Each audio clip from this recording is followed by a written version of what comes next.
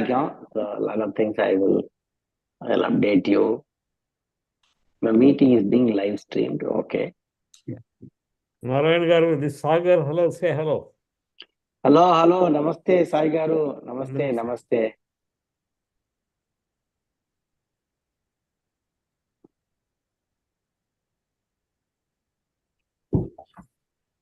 Sagar uncle, so you will see you in this week's concert, or you don't attend that fundraising concert of this Uni Krishna?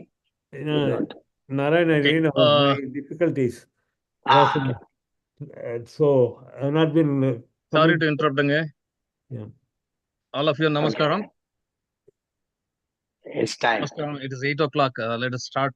Namaskaram. Om Shri Gurubhyo Namaha Harihi Om Om Bharata America Punya Bhumyau Namo Namaha Agajanana Padmarkam Gajanana Aharnisham Anekadam Tam Bhaktanam Ekadam Tam Baham Upasmahe Om Sahana Bhavatu Anau Bhunaktu Sahaviryam Karavavahai Tejasvinamedhitamastu ma vidvishavahai Om Shanti.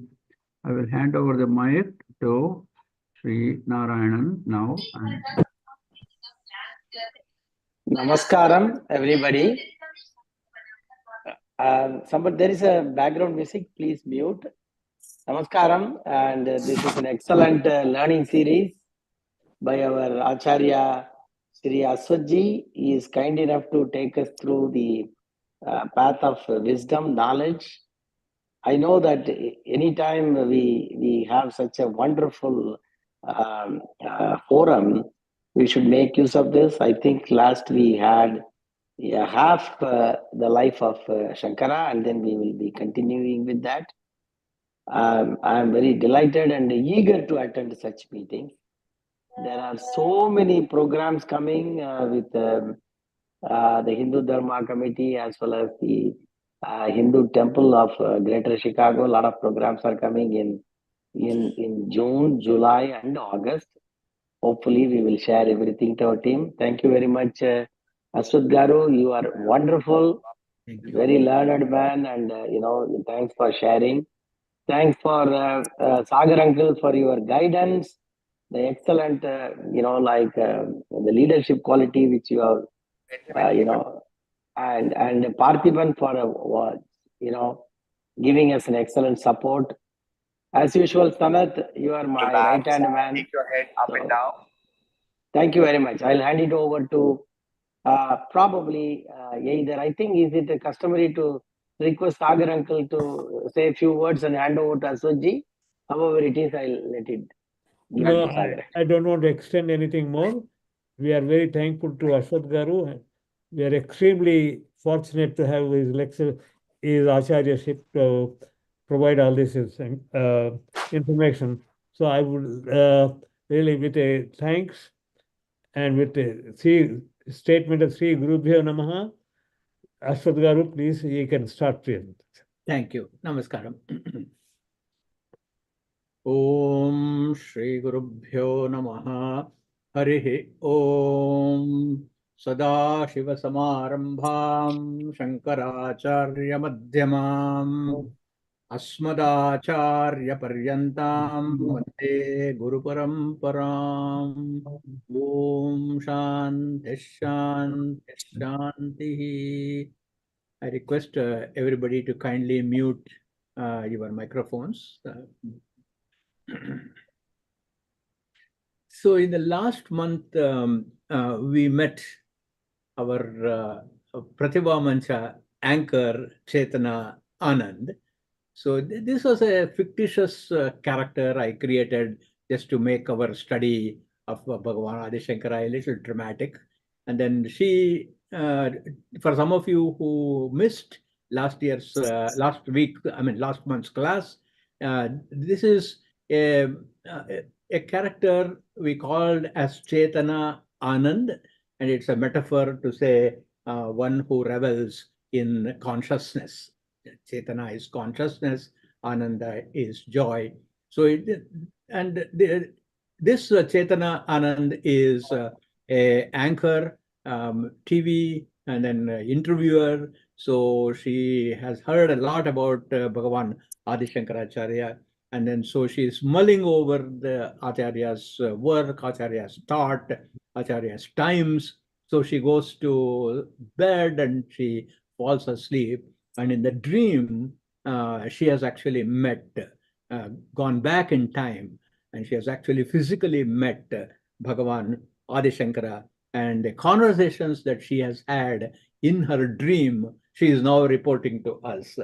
So we saw the first part of the dream in our last class. Now it is continuing. She is still in the dream state. And then she is now, has just heard, she has heard the word that Bhagavan Shankaracharya is a parivrajaka. So as I, please note, I said Bhagavan Shankaracharya is a parivrajaka. So we are actually also in the dream with Chetana. So I'm using the present tense. So Chetana did not really know what this word meant and why he was called as parivrajaka.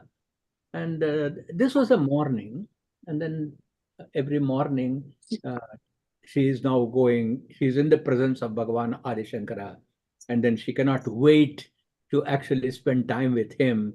And then, as you know, Shankaracharya used to get up very early in the morning, in probably around 3:30 or 4 o'clock.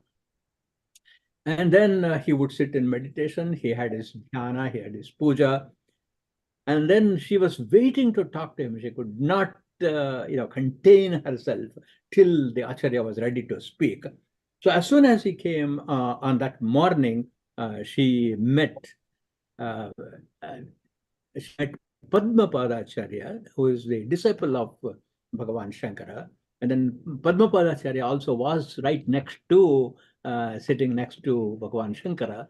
And Shankaracharya was still in meditation, but Padmapada had come out of the meditation. So our anchor, Chetana, now catches hold of Padmapada Acharya, and then he says, Bhagavan, this is an address to Padmapada Acharya. I have seen many people addressing Bhagavan Shankaracharya as Mahaparivrajaka. So they say Bhagavan Shankaracharya, they say Acharya Shankara, and they also say Mahaparivrajaka. And what exactly this word means? Why is he called as Mahaparivrajaka? What is Parivrajaka? And you are adding another epithet before a prefix saying Mahaparivrajaka. Maha means great, I understand. What is this Parivrajaka? Then Padmapada Acharya actually bows down. Even at the very mention of his guru, he actually bows down and does namaskara. You see, this is another extraordinary tradition that we inherit. We need not be in the presence of the guru. The very mention of the guru is enough for a person to actually bow down and then mentally offer a namaskara. And Padmapada Acharya does that. And then he says, that is a word that perfectly exemplifies our Guru, Bhagavan Shankaracharya. And Padmapada Acharya continues, Chetana, let me tell you, here is the definition of a parivrajaka. Generally, this word refers to a sannyasi who is a wandering, is a vagrant, he is an ascetic. But not all sannyasis can be called as parivrajaka, because for a parivrajaka, a certain extraordinary qualities are required. And here are the qualities for a person to become a parivrajaka. And he quotes the Shastra, Sarvarambha Parityagi, one who actually undertakes nothing, no project he undertakes for any selfish reason. Because sometimes those who know Sanskrit might translate this inadequately. Sarvaramba Parityagi means one who never takes up any project or one who never starts any project. But the correct interpretation is Sarvaramba Parityagi means he who never undertakes a project for selfish reasons. It is only for the sake of Loka Kalyana, it is only for the sake of good of the world that he takes. So, first definition, that one who undertakes projects only for Loka Kalyana. Number two, Bhaikshyaksham. He eats food only by begging. And he will not cook food for himself. He will. What is the reason for that? Chetana, look, Bhagavan Shankara or all of us sannyasis, we never cook for ourselves, because when we keep begging for food and eat whatever is offered to us, this is the way in which we completely conquer our ego. Because it takes a great amount of eschewing pride when we have to beg for something so basic as food. So we practice deliberately, not that we cannot cook. We deliberately do not cook and go and beg for food, so that every day we actually control our ego. And then because our hands will be outstretched and somebody has to put some food in it, and whatever they give, we have to eat. What better way to control our ego? Third quality of a parivrajaka is Brahma Mulata. Here, Brahma means the Vedas. One who is rooted in all his thoughts, actions, and speech in the Vedas. Then the fourth one is Nishparigrahata. That means he never owns anything. He never acquires anything. Ownership comes only after acquisition. So he never even acquires. So neither he is interested in acquisition, nor he is interested in owning. Nishparigrahata. And Adrohaha. He will never do anything wrong to anyone. Adrohaha. Samata sarvajantushu. He is equanimous in all living beings. Chetana, please note, it is not just for human beings he shows this equanimity, this equal eye, but for all living beings. He is not going to one who is going to identify man, woman, Hindu, non-Hindu, etc., etc. None of those. And even animals he looks at in the same way. Samata sarvajantushu and bhava samshuddhi. He is the one who has got a purity in his contemplation, a purity in thinking. Iti yeshu parivrad varya ityuchyate. So, GRV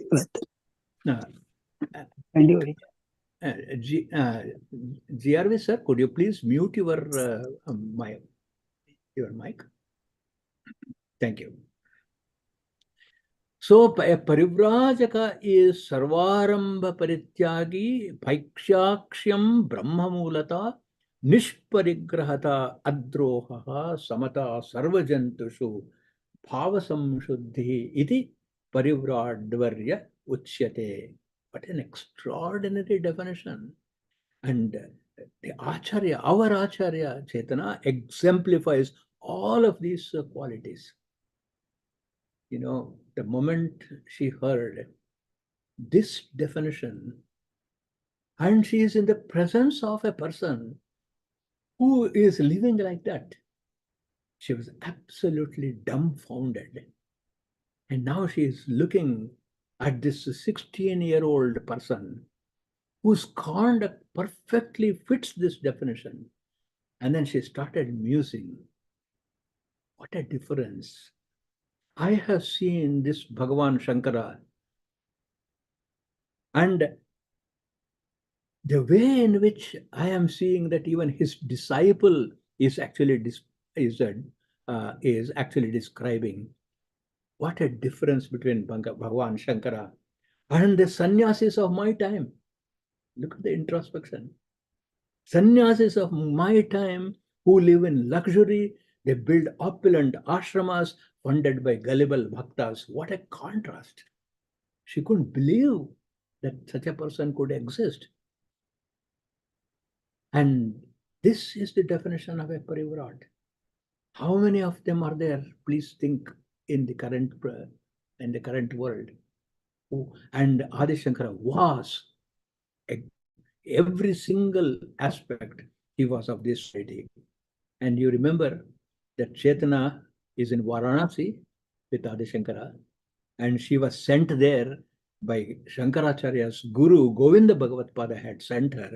And then this was the background. And then as she was concluding her discussion with Padmapada Acharya, just then Bhagavan Shankara rose up from his dhyana. And then he said to all his disciples, and he also, compassion to all the living beings means what? Here, he has got eminent students such as Padmapada Acharya, Trotakacharya. And there is also the Chetana who is here, who has not been initiated in any of these knowledge, and he's from a different time, and then he is there, she is there. He so lovingly asks her to join him. Look at the humility of the Acharya. Chetana, you also come with me. Let's all go and pray at the temple. This girl was absolutely surprised. She asked the Acharya, Bhagavan, you have asserted that you are Brahman. You have always said, I am Brahman. And you have also said there is no two, Advaita. Now, I am so intrigued that you are suggesting that there is the other who is to be worshipped. And to the other who is in the temple, I have to go and worship. And then I cannot understand, because you have identified 4 great statements from the 4 Vedas, and you call them as Mahavakyas. And you chose from the Rigveda, and then you looked at the Aitareya Upanishad, and you said, look at this phrase, Prajnanam Brahma. And then you pointed out to your disciples, Yajurveda, and you went to the Brihadaranyaka Upanishad, and you said, look at this phrase, Aham Brahmasmi, I am Brahman. And then you led them to the Samaveda, you went to the Chandogya Upanishad, and then you pointed out and say, Tattvamasi, that absolute is you. And then you went to the Atharva Veda, and you pointed to Mandukya Upanishad and said, I am Atma Brahma, this Atman is Brahma. And you gave these 4 evidences from the Veda, from the Upanishads, and said there is no two. And whom are you going to worship? Why are you asking us to go to the temple? And based on these things, Bhagavan, you have established that the individual self, the jiva, which appears as a separate existence, is actually in essence the manifestation of the entire, of the Purnam of Brahman. So why are you asking us to go to the temple, and why are you asking us to go and pray? Inwardly, Chaitanya was beaming with happiness. I have understood Advaita, because I am able to quote back to the Guru from where his sources for his thesis comes up. And then at that point of time, Shankaracharya smilingly said, my dear, have you heard? Chinmayasya advitiyasya nishkalasya asharirinaha upasakanam karyartham brahmano rupakalpana. My dear, yes, there is only one. There is no two. That one is of the quality of absolute consciousness, Chinmaya. And there is no two, Advitiya. There is no mark, there is no indication of identification, Nishkalaha. See, for every manifest entity, there is an identifying factor. For example, let us say if I want to call me as a man, as a human being, I must have a head, 2 hands, 2 feet. If I want to identify a cow, it must have 2 horns, it must have 4 legs. They are the identifying marks of the various species. But for Parabrahman, there is no such identifying marks. So we will call it as Nishkalaha. And then even if there is no mark, say for example, there is a formless rock, but still that rock is visible. We can call that rock as having a sharira, as an existence. But Parabrahman is Asharirinaha. He is pure consciousness. That entity is pure consciousness. There is no two. There is no mark of indication, and there is no body. But upasakanam karyartham, to help those who are meditating Brahmano Rupa Kalpana. For Brahman, we are going to use a form through which we reach the absolute. And therefore, we have got to go and pray.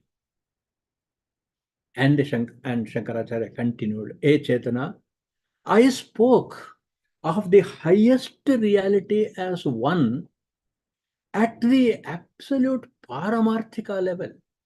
At the highest spiritual level, I talked about it. And what has happened? I am misunderstood by many that I claim that the world is false or it is non-existing. I could not be misunderstood any more wrongly. I've been so badly understood. When what I have asserted is that the world has no absolute reality. That is what I have always claimed. I am not saying that the world is unreal. I have said that it has no absolute reality since it is constantly changing. Anything that is constantly changing cannot be called as a paramarthika satyam, as the highest truth. Therefore, I did not use the word asatya for the world. Have you heard me correctly? I have used the word mithya. I have not used the word asatyam. So what exactly, how did I come across, how did I coin this word? Chetana, see, there are 3 levels of truths, continued the Acharya. The first level is called the pratibhasika satyam, the apparent truth. Let me create a picture for you. It is dusk. The sun has already set. It is not completely dark yet. 2 friends are walking in a wooded area, which is the habitat for snakes. And one of them sees a coiled object lying on the ground. And look at the situation. It is dusk, wooded area. It is the habitat of these snakes. As soon as he saw something that is coiled, he immediately thought it was a snake. Terror struck him. Adrenaline rush happened. And his friend was a little more composed. And then he looked at that object, and the object was not moving. If it is a live snake, it should be moving. Why is it not moving? So he goes and looks at it more closely. It turned out that it's actually a rope. The snake in the rope is mithya. But without this rope, there is no snake, there is no misunderstanding. Just imagine if the rope was not there. The misunderstanding, the mithya jnana that it is a snake would not have occurred. That means the world is there, but the world is not there as you think it is. Just as the rope is there, you think that it is a snake, it is not the snake. That is what I meant by mithya. Until the discovery that the snake, until the discovery that it is rope, the snake was real for the perceiver. It was very real. It was satyam. But that was never a snake, ever. And therefore, it is also asatya.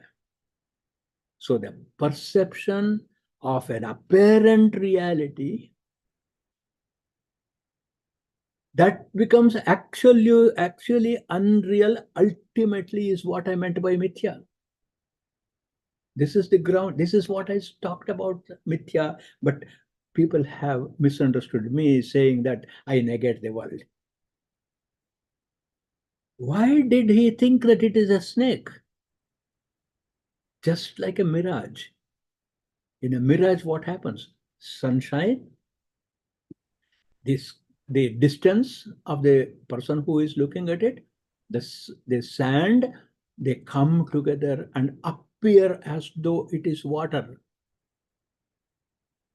It's likewise darkness or semi-darkness, hooded area, snake habitat, anything that is coiled appears as a rope. The world is also like that. You perceive the world in a particular way, but it is not actually like that. Why do we get such a misunderstanding? Acharya now clarifies the basis of this pratibhasika is ignorance or ajnana. First establishes first theory of ajnana. Chetana, let us look at the next level of truth. And that truth is transactional truth called vyavaharika. How do we say this is different from the pratibhasika? There is also a consistency of existence that you see every day. That car, Chetana, you parked in your garage is found by you exactly where you left it later. Just because you went away from seeing the car did not disappear. It remained there as it was. But the car, your home, even you disappeared in your deep sleep. If the car had absolute existence, then it must have persisted even in your sleep. Why did it disappear in sleep? I cannot say it is asatyam because the car is still there. Tomorrow morning you find it. But the fact that it can disappear, I had to use a very special term. I called it as mithya. That car, which is there, is not there in your dream. And it reappeared when you woke up and went and saw. Let's take this a little further, my child. Which is real? The presence of your car in the wakeful state, is that real? Or the absence of your car in your deep sleep, is that real? Which one is real? Now you will say that the absence of the car was unreal in dream state. When do you say that? When you woke up, isn't it? During your deep sleep, there was no car. And therefore, the presence of your car in wakeful state and the absence of your car in your sleep state, what caused it? This is what I investigated in my meditation. And it is called as Maya. My concept of Maya has been misunderstood. Others call me as Mayavadin. But is that not your own experience? That in your dream, that car disappeared and the car appeared in your wakeful state. There was a change of state. And not only that, Chetana, have you read my work, Viveka Chudamani? I'm sure you have. You will recall how I have defined Maya. Let me remind you. Sanna pyasanna pibhayatmika na. That means this Maya is neither existing nor non-existent. And It is not having both the characters of existence and non-existence. What do I mean by that? Was there a moment in your perception as you are seeing that the car was both existing and non-existing? It was non-existing in your dream. It is existing in your vehicle state. There is no time, no moment when you can see the car simultaneously existing and non-existing. Isn't it? And bhinna abhinna vibhayatmika, no. It is neither the same nor different. Nor is it same and different. So what do I mean by that? You are the one who went to bed last night. It is the car you left in your garage last night. You are the same when you woke up in the morning. The car is the same when you saw it in the morning, and therefore they are not different. But they are not the same either. Because you slept for 8 hours, you are 8 hours older. Are you the same who slept? You are 8 hours older. Your car is 8 hours older. Many cells in your body have perished. You are at the same time, you are the same. And at the same time, you are not the same. This is what I called Maya. And then, Sangha Pyananga Hyubayatmiko Na. It is neither composed of parts, nor is it indivisible, nor both. So let us take all the parts of the car and then pile them in your garage. Does it become a car? Because all of them have got to be assembled. And does the assemble itself become a car? Then that means, can you divide it, or can you add it, or is it both? It is none of that. It is just circumstantial. At a given moment, a given combination of things behave in a given way. So, Mahadbhuta Anirvachaniya Rupa, I said, it is extraordinarily wonderful and it cannot be described in words. This is what I defined as Mithya and as Maya. And people have misunderstood that I am negating the world. I am only showing you the fallacy of our understanding. The fallacy that the person who slept tonight and the person who got up tomorrow morning the same, without realizing that I have changed. 8 hours have gone. So many cells are lost. My thought has changed. My learning has changed. My contemplation has changed. My worldview has changed. This is Maya. This is Mithya. Why is it we don't understand? What is the biggest barrier for self-knowledge in the transactional Vyavaharika state? My dear, it is because of ahankara. It is because of ego. So we have pratibhasika, the problem is ignorance, ajnana. The Vyavaharika, the problem is ahankara or ego. Chaitanya was speechless when she heard this so compelling explanation of what Mithya is. Then she asked, Bhagavan, how can I overcome ego? Then we will come to the problem of ignorance later. How can I overcome ego? Then Bhagavan Shankara said, you can overcome ego by prayer, by devotion, bhakti, and by the grace of God. This is again, Chaitanya, a misunderstanding of my teaching. They think that I am not propagating prayer, I am not propagating devotion, and I am not considering grace of God.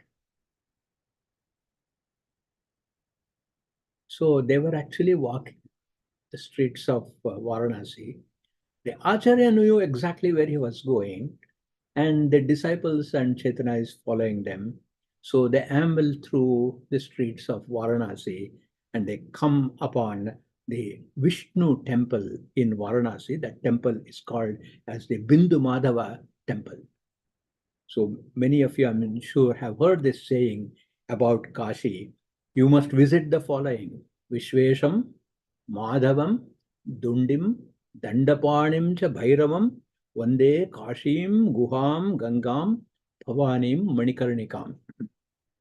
Those are the places we have to go when we go to Varanasi. Vishveshwara, Bhagavan Shiva, Madhava, the Bindu Madhava temple. Dundim is the name of the Ganapati there, and Dandapanim, which is actually Kumara, and then Bhairavam, the Kala Bhairava temple, and then the Kashi Kshetra itself, and there is a cave of Shiva called Guha, and the river Ganga, and Bhavani, Annapurna Bhavani, and the Manikarnika Ghat. These we have to see. So Bhagavan Shankara is also walking and going to these temples and offering prayers. And he makes a case as to why we should pray, as to why we should go to the temple, and what way in which we should worship when we go to the temple. He is now teaching his disciples and also our girl, Chaitanya Anand. He doesn't say anything, he does it. That's the beauty of our Acharya. He went into the temple, stood in front of the Bindu Madhava Murti, and then he went into a samadhi right away, total absorption. And then he started chanting the Shatpadi Stotra, Avinayam Apanaya Vishnu, Damaya Manashamaya Vishaya Mrigatrishnam, Bhutadayam Vistaraya Taraya Samsara Sagarata. Means I have been immodest. Avinayam. Avinaya, immodesty, stems out of ahankara. And ahankara is the problem for not understanding the Vyavaharika Satyam. So this is how we connect our conduct with philosophy. So let us become modest, quell my mind, control my desires for objects, enhance my compassion for all living beings, and make me cross this ocean of samsara. Bhagavan Shankara is praying. One who says, I am Brahman. One of the most beautiful prayers by Bhagavan Shankara. It's called Shatpadi Stotra. And in that he says what exactly he means by saying Aham Brahmasmi Satyapi Bhedapagame Natha Tavaham na mamakinastvam. In fact, if there is any difference at all, I belong to you, not you belonging to me. Look how he completely eschews ego. And he gives a metaphor. He gives a simile. Samudro hitarangaha vachana samudro natarangaha. The waves belong to the ocean. The ocean does not belong to the wave. Just like that, I belong to you. Just like ocean and wave, both of them is made up of water. I and you are essentially same. But I am part of you, not you are part of me. Even when the difference between you and me disappears, I still belong to you and not that you belong to me. Chaitanya looked at the Acharya as he was reciting this prayer. I want you to visualize. What was his body language? How was he? She wondered when he looked at her. Where is the teacher who was sitting there with speaking such assertively about Advaita and with such eloquence when he was teaching? And today, here, I am seeing this bhakta, this devotee, who is so humble and is so completely absorbed in prayer. That is the personality of Adi Shankara. So the whole entourage, they emerged out from the Bindu Madhava temple. And now Chaitanya asked the Acharya, Bhagavan, I have found in our conversations that you know about the future also. You are able to talk to me. You remember in the last month I presented that how he talked about contemporary culture. 2024 America. How is it you are able to visualize all this? How can you know the past? How can you know the future? I can understand you can know the present because you are living through the present, but how can you know the past and the future? How do you acquire the perception of all that happened in the past, all that is happening now, and all that happened in future? Is it some special special quality, a special talent you have, or is it something that can be actually experienced by everybody? Then the Acharya said, Chaitanya, have you heard of Bhagavan Patanjali? Have you heard of Bhagavan Patanjali, who wrote a great text which is called as Yoga Sutras? Have you heard that? Chaitanya said, yes, I have heard. Not only I have heard, Bhagavan, recently scholars have discovered your commentary on the text. Until about 10 years ago, we had not found the commentary of Adi Shankara. Now it has been found in a rare manuscript hiding somewhere, and that has come out into the open. And we do have a commentary of Yoga Sutra by Adi Shankara. And Shankaracharya said, I want you to go back to the study of Yoga Sutra. And I'm pointing to you the third chapter, which is called as Vibhuti Pada. You know that there are 4 chapters in Yoga Sutra. The Sadhana Pada is the first chapter. The Samadhi Pada is the first chapter. The second chapter is Sadhana Pada. The third chapter is Vibhuti Pada. And there is a 4th chapter, which is called as Kaivalya Pada. In the 3rd chapter, in the 16th sutra is there, Parinamatraya Samyamat Atita Anagata Jnanam. Everybody can get this insight of past, present, and future when you practice the samyama. Samyama is control. What is samyama? Concurrent practice of dharana, focus, dhyana, meditation, samadhi, absorption. Dhyana, dharana, samadhi, when practiced together, is called samyama. By a sadhaka practicing dharana, dhyana, samadhi simultaneously, samyamat, on what? Parinamatraya. 3 things that are constantly in flux. What are those 3 things? The 3 things that are constantly in flux are, number 1, it is the elements and the world. Number 2, it is your sense organs. And number 3, your mind. Look at this matrix. There are 3 dynamic forces. There is the world which is constantly changing. There is your mind which is constantly changing. And there are the elements which are constantly, your indriyas, your sense organs, which are constantly changing. As we age, our hearing will change. Our eyesight will change. Our ability to move changes. Our ability to think alters. Our understanding of the world changes. So the mind is in a constant flux. The elements are in constant flux. And all of these 3 things put together, when a meditator becomes a witness, and in that witness state, he exercises the samyama or the control on all these 3 simultaneously, then Chaitanya, a person gets Trikala Jnana. So the ability to see past, present, and future at the same time is within the reach of every human being.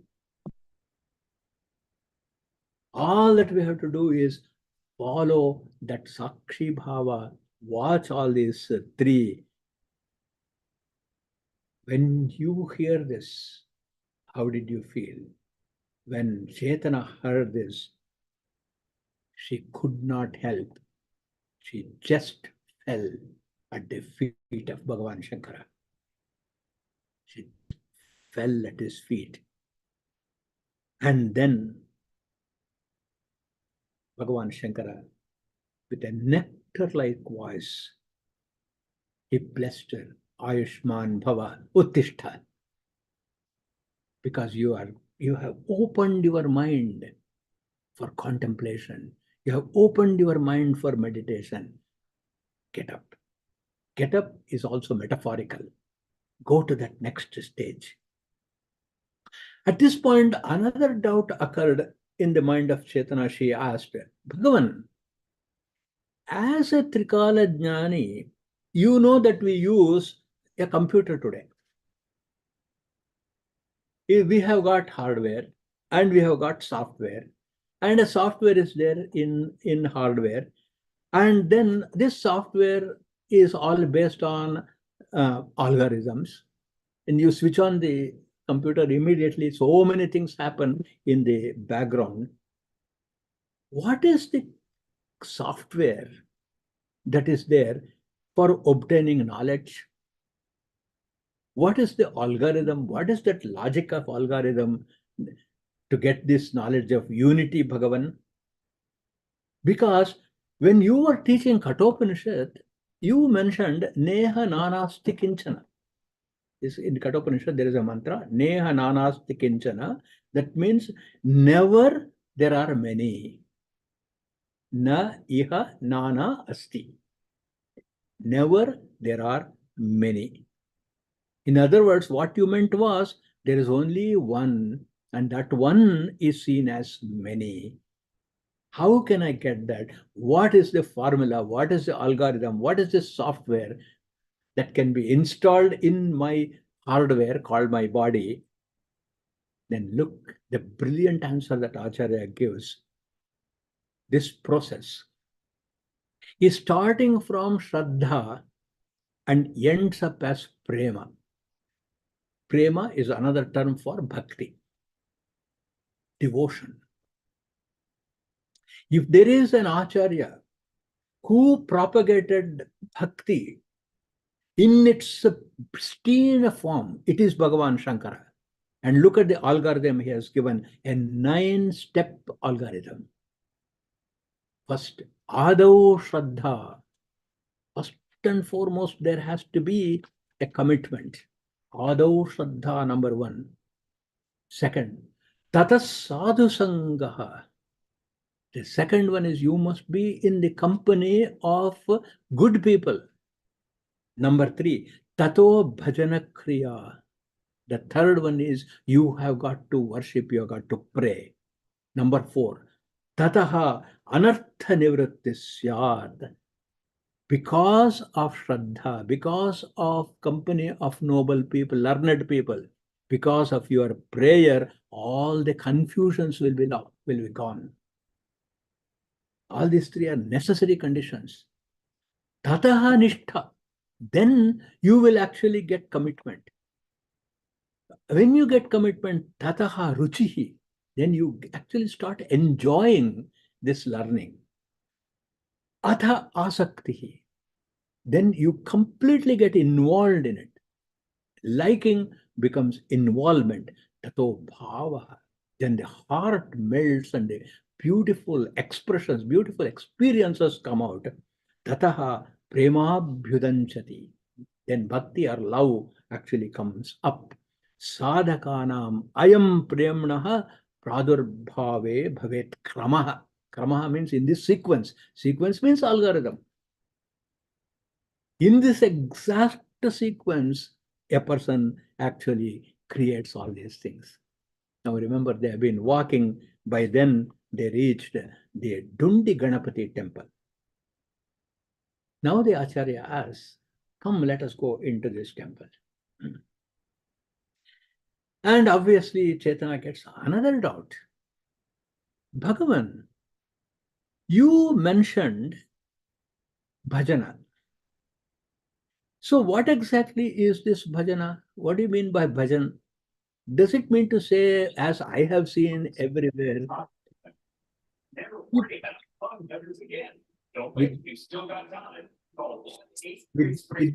Vidya's iPhone, can you please mute? Thank you.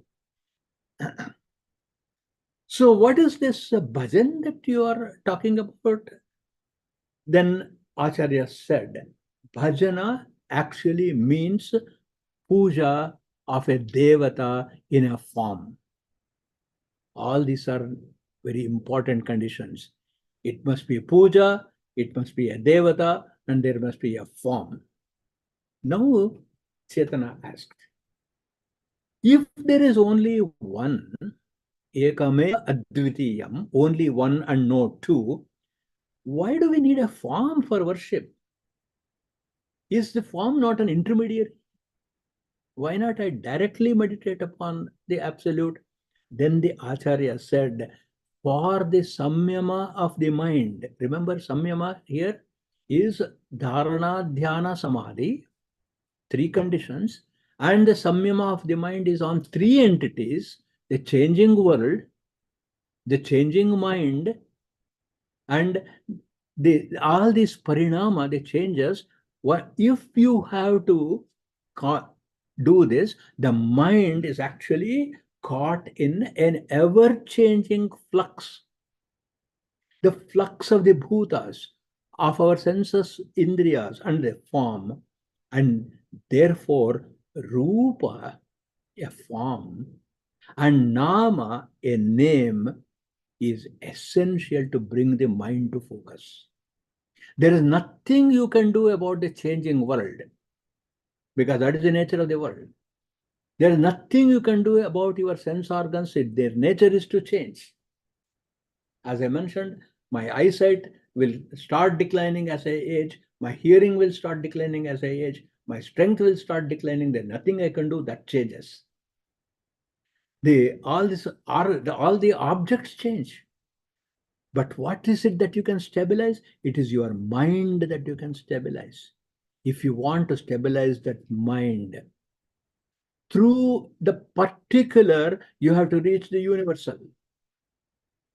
And therefore, our sages have conceived and prescribed puja of a stable devata after very careful and after deep thought. Then the Acharya said, first and foremost, before we discuss all this philosophy, let us pray. And let's make our mind come to a state where I can actually absorb what is taught. Let us offer a bhajana, let us offer a stotra to Dundi Ganapati. And then immediately the Acharya sang in his beautiful lilting voice, Ajam nirvikalpam nirakaramekam niranandamanandamadvaitapurnam param nirgunam nirvishesham nirikam Parabrahmarupam Ganesham Bhajema. So he beautifully sings on Ganapati. And obviously, Chaitanya did not understand what it meant. So she asked Bhagavan, what does this verse mean? The compassionate Acharya, tireless in his commitment to enlighten others, he said, see, Chaitanya, look at the form of Ganapati. Does it not look like Om to you? The way in which the trunk is designed in that Murti? Do you remember verse 23 of the chapter 17 of the Bhagavad Gita? Our Chaitanya is actually well prepared. She has studied the Gita, she has studied a little bit of Shankara. She comes and then Shankara knows because he is Trikala Jnani. You have studied Gita. Look at 17, chapter 17, verse number 23. What does Sri Krishna say in the Bhagavad Gita? Om Tat Saditi Nirdeshaha Brahmanaha Trividas Sprutaha. The words Om, Tat, Sat are the symbolic representations of Parabrahman. Look at the form of Ganapati. He looks like Om. Therefore, I have composed this verse to describe Brahman and the nature of Brahman through the symbol of Ganapati form. So what is the nature of Brahman? Nature of Brahman is Ajam, unborn. When something is unborn, there is no death also. That means one who is eternal. Nirvikalpam, unfathomable. You cannot parse, you cannot analyze. You cannot break it into parts and add them up and say, I have got a complete knowledge of Brahman. Nirakaram, there is no specific form. Ekam, one, without two. Niranandam, there is no ups and downs of moods. Today I am happy, tomorrow I am sad, day after tomorrow I am indifferent. No such changes in its mood. And Anandam, always in a state of joy. Advaitam, without a second. Purnam, complete. And Param, beyond. Nirgunam, having no characteristics. Nirvishesham, nothing like that. And Niriham, free from all desires. This is how Adi Shankara described Ganapati. Ajam, Nirvikalpam, Nirakaram, Ekam, Niranandam, Anandam, Advaitam, Purnam, Param, Nirgunam, Nirvishesham, Niriham. Chaitanya immediately understood what Acharya was saying. She said, Bhagavan, all these epithets indicate the absolute. Wonderful. But you conclude by pointing out to the form, Parabrahmarupam, Ganesham Bhajema. I don't understand why you are doing this. If you are talking about the absolute, just talk about the absolute. If you are talking about the particular, talk about the particular. You describe the absolute and then immediately dive down and say, Ganesha is all this. And I'm able to see this form right in front of me. I am not Ganesha. Ganesha is not I. I am different from this Murti. And now you are saying it is one. How can I understand Bhagavan? And Shankaracharya again, understandingly smiled. Then she said, Chetana, there are twofold techniques of meditating upon Brahman.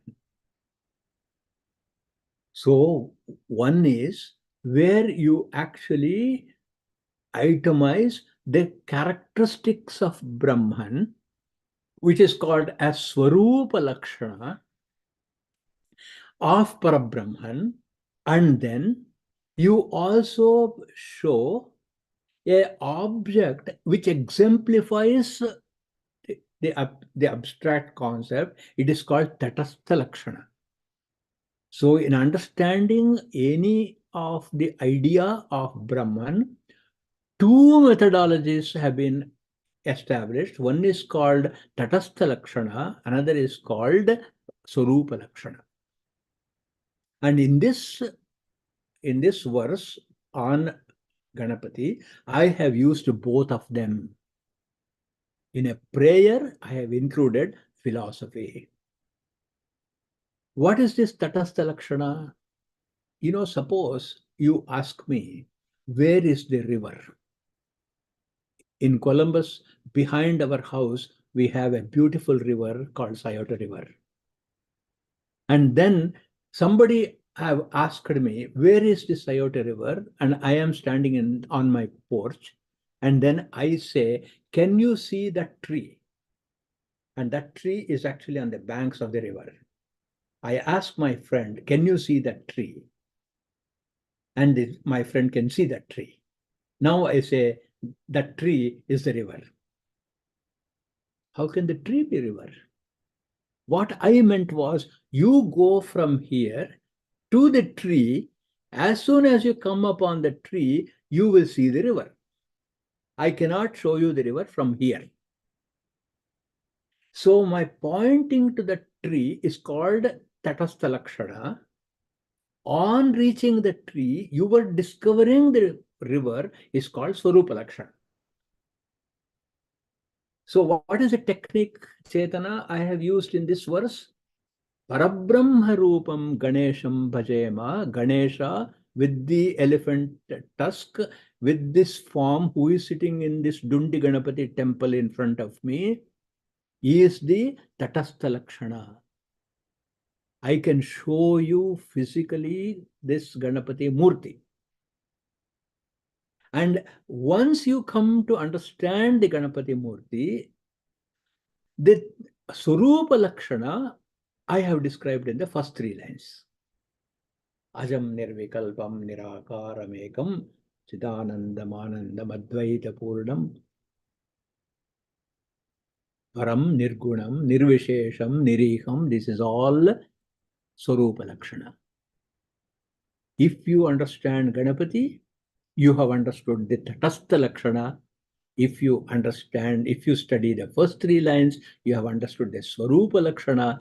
Thus, I have taken you from the phenomenal to the noumenal. I have taken you from the particular to the absolute. Then Chaitanya said, Bhagavan, please teach more. The Acharya said, now it is time for our evening dhyana, some other time. So the Acharya sat down on the banks of the Ganga, facing west, because it is the evening, and he went into his prayer and samadhi. And thus, we will also wait for the next month to continue what Bhagavan Adi Shankara is going to teach. Hari Om. Om Purnamada Purnamidam Purnat Purnamudachyate Purnasya Purnamadaya Purnamevavashishyate. Om Shanti Shanti Shanti. Harihi Om Shri Gurubhyo Namaha. Harihi Om. Thank you. Thank you very much. Thank you, Ashwath-ji. It was an excellent discourse. And the concepts which you have been describing is extremely complex. It's not that easy to quickly understand. And I know that I have gone through this several times and still in the very beginning stages of understanding. Hopefully one day I'll understand. It's extremely complex one, and with all the philosophies around us, and there are arguments, counter arguments. There are a lot of the Tarkavadas and other things which Bhagavan Shankara pronounced. It's a great philosophy. Every time I think that I'm very closer, I'm drifting far away. So thank you. Excellent one. Sanat Kumarji, you want to give a vote of thanks? There is a saying, Swanubhuteekamanaya Namashantaya Tejase. The only measure is Swanubhuti. So if we don't get that Anubhuti, back to the drawing board. I think. Sanatji, Dr. Sanatji. I think he's on mute or something. Thank you very much anyway. I would appreciate, and I think we will have is it one more session or 2 more sessions for the concluding? Probably we will have one more session and Okay.